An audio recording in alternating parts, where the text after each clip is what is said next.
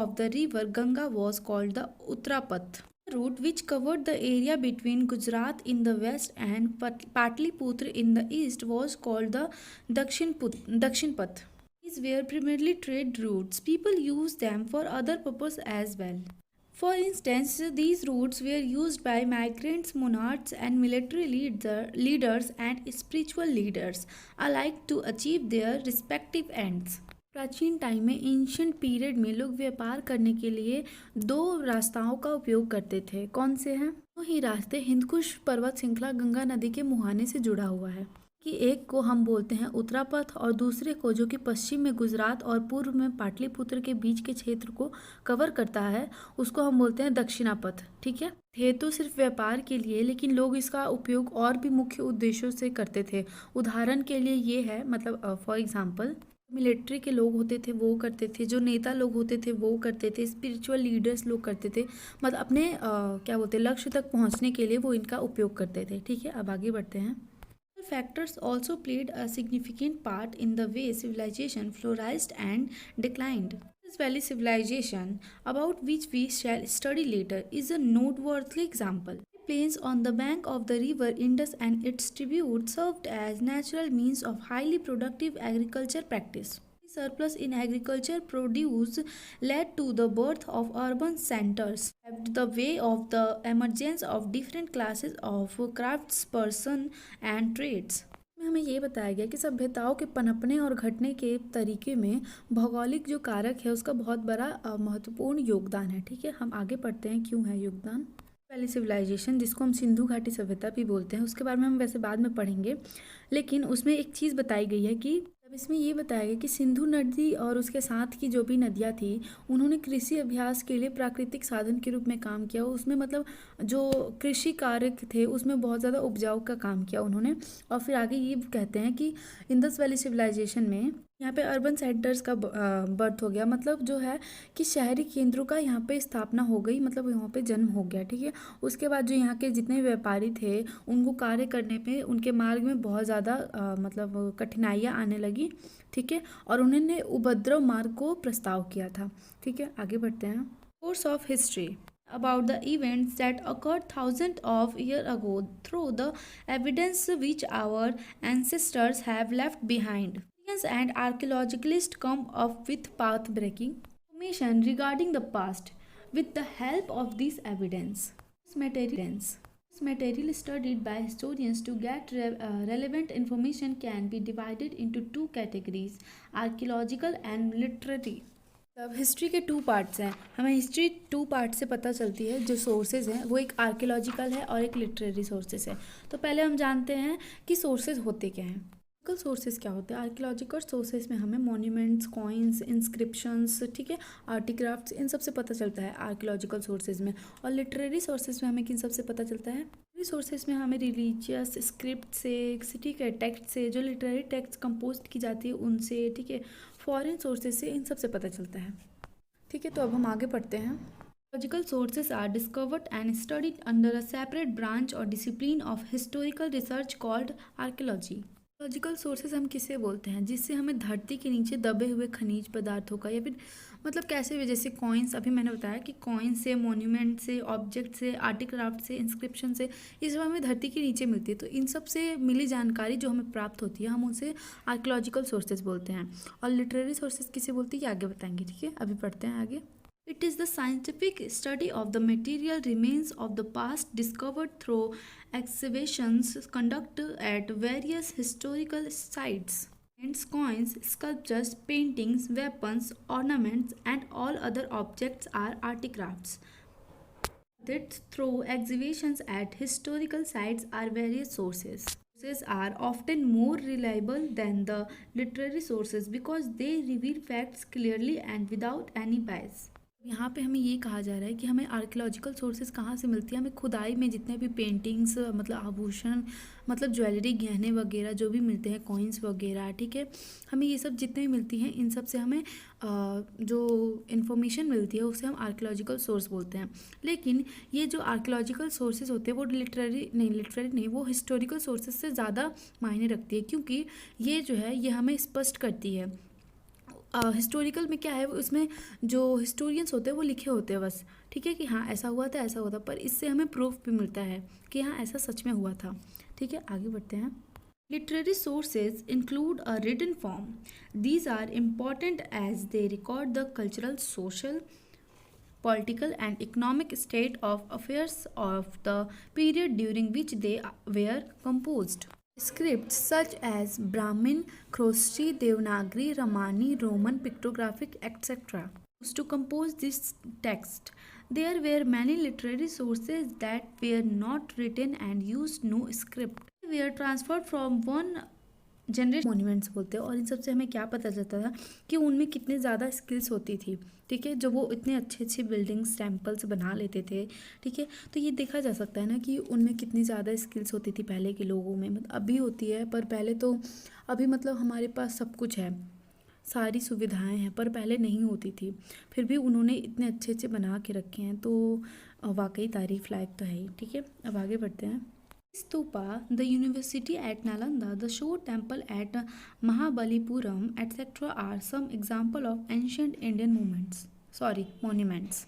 कुछ एग्जाम्पल्स भी दिए हुए हैं इंडियन मॉन्यूमेंट्स के, जैसे यूनिवर्सिटी ऑफ नालंदा, सांची स्तूपा। ठीक है, तो ये सब इंडियन मॉन्यूमेंट्स है जो कि पहले बने हुए थे एंशियंट टाइम में। ठीक है, अब आगे बढ़ते हैं।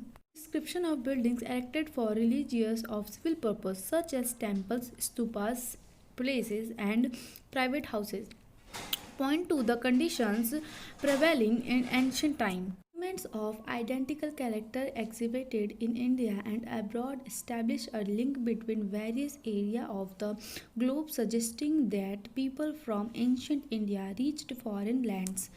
The temple of Angkor Wat in Cambodia is an outstanding example. Buddhist and Jain monuments help us to know the history of different religious systems in ancient time.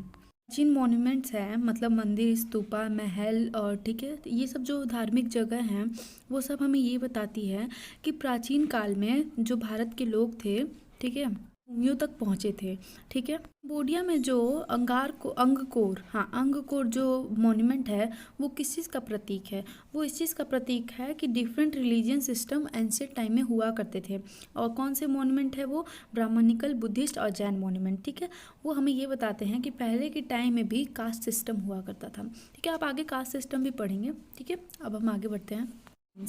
In ancient India, the coins were made of different materials such as bronze, lead, copper, silver, and gold. These coins, scholars gather information about the period when they were issued as well as about the rulers who issued them. Coins inform us that many kingdoms of ancient India had commercial relations with other countries. जो है वो किस चीज़ के बने होते थे? शीशा के, तांबे के, ठीक है, चांदी के, सोने के, इन सब के सिक्के बने होते थे, जिसको हम कॉइन्स बोलते हैं अभी, और जिससे हमें जानकारी प्राप्त होती है। इससे जानकारी कैसे प्राप्त होती थी? जानकारी जो विद्वान थे, जो हिस्टोरियंस थे, वो ऐसे जानकारी प्राप्त करते थे जिससे कि जैसे कॉइन्स कब निकला था, मतलब उस generation to the next orally. Note discuss the source of history in greater details. हमें ये बताया जा रहा है कि जो लिटरेरी सोर्सेज थे वो बेसिकली रिटन फॉर्म में होती है। ठीक है, और ये इम्पॉर्टेंट इसलिए है क्योंकि किस चीज़ का रिकॉर्ड रखती है? Cultural, social, political and economic record रखती है। ग्रंथों की मतलब लिटरेरी सोर्सेज की रचना करने के लिए हमने किसकी मतलब विभिन्न लिपियों का मतलब क्या हो गया? लिपियों का मतलब हो गया स्क्रिप्ट्स। हमने बहुत सारे स्क्रिप्ट्स की मदद ली थी, जैसे ब्राह्मी, देवनागरी, आराम उपयोग किया था हमने एक स्क्रिप्ट को लिखने के लिए। ठीक है, कई सारे साहित्यिक ग्रंथ थे जो लिखे नहीं गए थे और उनकी लिपियों का भी प्रयोग नहीं किया गया था। उन्होंने एक पीढ़ी से दूसरी पीढ़ी को मौखिक रूप से मतलब बोल करके अपनी संस्कृति को आगे बढ़ाया। ठीक है, अब आगे बढ़ते हैं हम। अब हम आगे जो है हमारे स्रोत यानी कि आर्कियोलॉजिकल और लिटरेरी सोर्स, इसके बारे में ज़्यादातर जानते हैं। पहले हमारा archaeological sources. Archaeological sources can be categorized into different types, of which inscriptions, monuments, and coins are the most important. Logical sources का बहुत सारे कैटेगरी है, लेकिन उनमें से सबसे जो इम्पोर्टेंट कैटेगरी है वो क्या है, इंस्क्रिप्शन, मोन्यूमेंट्स और कॉइन्स जो है वो सबसे इम्पोर्टेंट है, क्योंकि उससे सबसे ज़्यादा हमें जानकारी प्राप्त हुई। आगे बढ़ते हैं। Inscriptions, writing on pillars, rocks, caves, walls of forts, clay tablets, metal plates and house etcetera are called inscriptions. Inscriptions किसे बोलते हैं? हम इंस्क्रिप्शन उसको बोलते हैं जो लिखा हुआ, मतलब वो कहीं भी लिखा हुआ। जैसे पहले के लोग कहीं भी लिखते थे ना, पिलर्स पे लिखते थे, पत्थरों पे लिखते थे, केव पे लिखते थे, मतलब गुफा की दीवारों पर लिख देते थे, ठीक है, मेटल के प्लेट्स पे लिखते थे, घरों पे लिखते थे। तो ये जो जो जितनी भी लिखी हुई चीज़ें हैं ना, हम उनको इंस्क्रिप्शंस बोलते हैं। ठीक है, आगे बढ़ते हैं।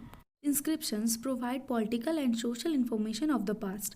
We learn the name of the king, the religions and culture practice of the people and so on. हमें इंस्क्रिप्शन से क्या पता चलता था? हमें इंस्क्रिप्शन से ये पता चलता था कि उनकी पॉलिटिकल लाइफ कैसी थी, उनकी कल्चरल लाइफ कैसी थी, उनकी सोशल लाइफ कैसी थी, ठीक है, उनके किंग्स के नाम क्या थे, उनके रिलीजन्स क्या थे, हमें इन सब के बारे में पता चलता था। ठीक है। Monuments, old buildings such as forts, places, temples, mosques, cemeteries, etc., which were built for some special purpose, are called monuments. The study of old monuments show the artistic skill of that time, the social life, their religious beliefs, their culture, etc.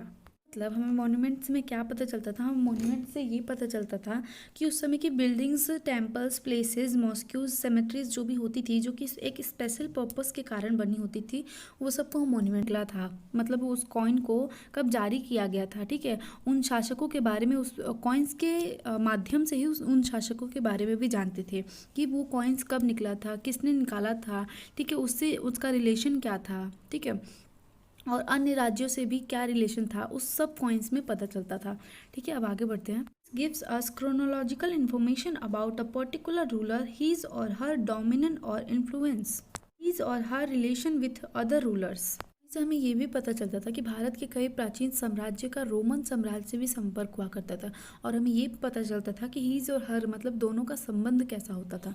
ठीक है, अब आगे बढ़ते हैं। Roman coins discovered in India suggest that many ancient kingdoms of India had connect with the Roman Empire. मैंने यही बताया कि कॉइन से हमें यही पता चलता था कि भारत के जितने भी साम्राज्य थे उनसे रोमन साम्राज्य का भी संबंध हुआ करता था। ठीक है, अब आगे बढ़ते हैं। Objects and artefacts, archaeological sources include numerous objects and artifacts found during exhibitions such as tools, pieces of pottery, sculptures, painting, ornaments, etc. Objects and artefacts क्या होते थे? जो कि खुदाई के समय हमें पेंटिंग्स, ऑर्नामेंट्स, स्कल्पचर्स ये सब मिले होते थे, ये सब होते थे, और ये सब बहुत ज़्यादा वैल्यूएबल सोर्स होते थे हमें जानने के लिए। ठीक है, they are used as valuable supplementary source for additional information on the people who created them and the time in which they were made. हमें खुदाई के टाइम में मिलते थे, वो किस लिए हमें आवश्यक होते थे? क्योंकि वो बताते थे कि वे कब बने हैं और किस टाइम में बने हुए हैं और उन्हें कौन बनाया है। ठीक है, आगे बढ़ते हैं।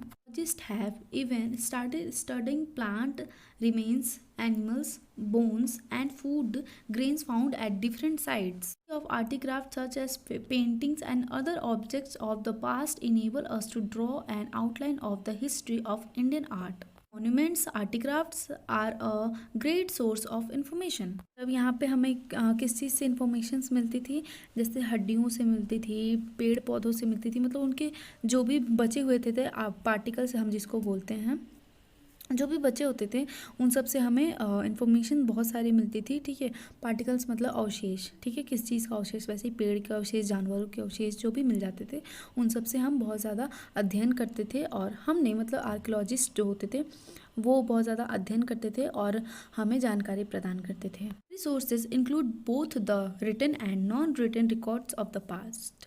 रिटन मतलब तो लिखा हुआ, लेकिन नॉन रिटन मतलब कैसे बताएंगे? नॉन रिटन मतलब ये हो गया कि जैसे हमारे दादा दादी ने हमारे माता पिता को बताया, माता पिता ने हमें बताया, हम अपने बच्चों को बताएंगे, तो ये होता है जनरेशन वाइज बातों को पहुंचाना। ठीक है, तो ये हो गया नॉन रिटन। आगे बढ़ते हैं। Most of the literary sources are hand written are manuscripts. Manuscripts contains invaluable information about our past and tell us about the social customs, institutions, classes, professions, religious beliefs and practices, etc. valid in ancient times. Of them describe economic, scientific, and political developments. Fresh insight into the past that no other source does. These texts have been written in Sanskrit, Pali, Prakrit, or Tamil. They are now preserved mostly in monasteries and libraries. कुछ hand written scripts होते हैं, मतलब literary sources, hand written मतलब हाथ से लिखे हुए, वो जो होते हैं उनको हम मनुस्क्रिप्ट्स बोलते हैं। हमें बहुत सारी बातों का पता चलता है, जैसे सामाजिक रीति रिवाजों का, संस्थानों का, ठीक है, धार्मिक विश्वास जो उनका था, प्रथाएं, ठीक है, जो प्राचीन काल में प्रचलित थी, उन सब चीज़ों का हमें पता चलता है। सब सिर्फ हमें मनुस्क्रिप्ट में ही पता चलता है, क्योंकि वो हाथ से लिखा हुआ है। वो स्क्रिप्ट है, मतलब ये जो ग्रंथ है वो बहुत सारी भाषाओं में लिखा हुआ है, जैसे संस्कृत में लिखा हुआ है, ठीक है, तमिल में लिखा हुआ है, पाली में लिखा हुआ है और प्राकृत में लिखा हुआ है, मतलब ये 4 भाषाओं में लिखा हुआ है। जो स्क्रिप्ट है ये हमें ज़्यादातर या तो लाइब्रेरी में मिल जाता है, मतलब पुस्तकालय में, या फिर मोनेस्ट्रीज में, मतलब मठों में मिलता है, ठीक है। Sources can be of different types, मतलब लिटरेरी सोर्स बहुत सारे प्रकार के होते हैं। आइए जानते हैं। Religious and secular source. Texts on religious subjects are called religious literature. As the Ramayana, the Mahabharata, the Gita, the Puranas, and Jatakas. Tales are the important source of Indian history, ancient Indian history. Literature that has no connecting with religion is called secular literature. सब जो धार्मिक विषयों पर साहित्यिक जो ग्रंथ बने हुए हैं, ठीक है, उन सब से हमें धार्मिक का जो जितने भी धर्म है उन सब का हमें जानकारी प्राप्त होता है, ठीक है, जैसे वेदास हो गया, रामायण हो गया, महाभारत हो गया, गीता, पुराण, जातक, ठीक है, ये सब जो चीज़ है इन सब से हमें भारत की महत्वपूर्ण ये स्रोत है जिनसे हमें बहुत सारी चीज़ें जानने को मिलती है। साहित्यों का धर्म से कोई भी संबंध नहीं होता है, उसे हम सेकुलर लिटरेचर कहते हैं। Includes poetry, drama, plays, or accounts of foreign travels and texts on science, grammar, and politics. ग्रंथों में क्या क्या शामिल है? इनमें कविता, नाटक, यात्रा वृत्तांत या विदेशी यात्रा के वृत्तांत, और विज्ञान, व्याकरण और राजनीति पर ग्रंथ शामिल है। राजनीति मतलब पॉलिटिक्स, ठीक है। Of Kautilya on the theory of administration, Vishakhadatta, Mudraksha, the literary masterpiece of Kalidas, Banabhatta, Harshcharitra, etc. are the example of some secular literary texts of ancient India. This of literature we get glimpses into our rich and glorious past. जो है ये secular literature के examples थे, ठीक है, द्वारा हम अपने past की झलक देख सकते हैं। Continuous and foreign sources. As we know, many foreign visitors came to India at different points of time. Closely observed the India way of living, tradition, practices, and people, and recorded their experience in the form of travelers, memories, and accounts. Special mention can be made of the Indica by Megasthenes, who was a Greek ambassador in the court of Chandragupta Maurya. Provides important information about the region of Chandragupta Maurya, the Mauryan capital city of Patliputra, and the society of that time. हम जानते हैं कई विदेशी अलग अलग समय पर भारत आए, उन्होंने भारत आकर के भारत की जीवन शैली को, लोगों की परंपराओं को, प्रथाओं को बारीकी से जाना, ठीक है। Peripulus of the Erythraean Sea by an unknown sailor and the geography of India by Ptolemy are also well-known example of ancient Greek writings on India. सो हमें यहाँ पे ये बताया जा रहा है ना कि जो चंद्रगुप्त मौर्य के दरबार में एक राजदूत था, ठीक है, वो वहाँ के टाइम का, मतलब उस समय का, शासनकाल का, उस समाज के बारे में बहुत ही ज़्यादा महत्वपूर्ण जानकारी देता था, ठीक है। आगे बढ़ते हैं।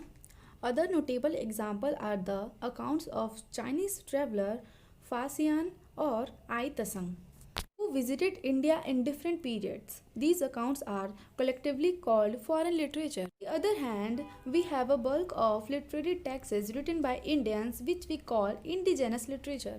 भारत में जितने भी एंशियंट टाइम में लोग आए थे फॉरेनर्स, उनमें से एग्जाम्पल के तौर पे हम चीनी यात्रियों को लेते हैं, मतलब चाइनीज़ पीपल्स जिनका नाम है फाहसंग, ठीक है, आई तसंग के खाते में है, ठीक है, मतलब वो आते हैं। उन्होंने विभिन्न अवधियों में भारत का दौरा किया, मतलब अलग अलग टाइम पीरियड में भारत को जाना, ठीक है। इन लोगों को क्या कहते हैं? हम विदेशी कहते हैं, ठीक है।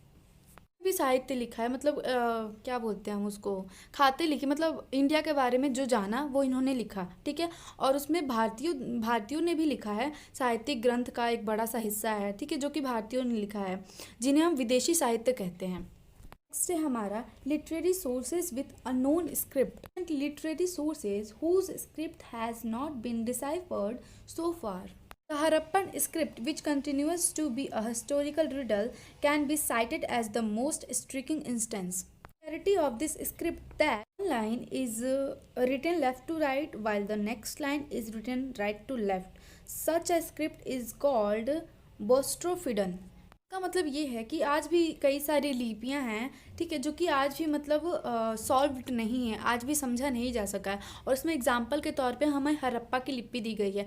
हड़प्पा सिविलाइजेशन को एग्जांपल के तौर पे लिया गया है, जो कि ऐतिहासिक पहेली बनी हुई है, उसको आज भी समझा नहीं जा सका है अच्छे से, ठीक है। लिपि लिखी गई है उसमें एक खासियत है कि जो एक लिपि है वो दाएं से बाएं लिखी गई है और दूसरी लिपि बाएं से दाएं, मतलब left to right to left to नहीं, left to right first line में, सेकंड लाइन में राइट टू लेफ्ट, ओके। और इस लिपि को क्या कहते हैं? इस लिपि को बोस्ट्रोफिडन कहते हैं, मतलब कहा जाता है। तो चैप्टर यहीं पे ख़त्म होता है, ठीक है। अगर कोई भी डाउट हो तो आप कमेंट सेक्शन में पूछ सकते हैं। एंड अगर अच्छा लगे तो लाइक करें, कमेंट करें, शेयर करें एंड चैनल को सब्सक्राइब करें। Thank you.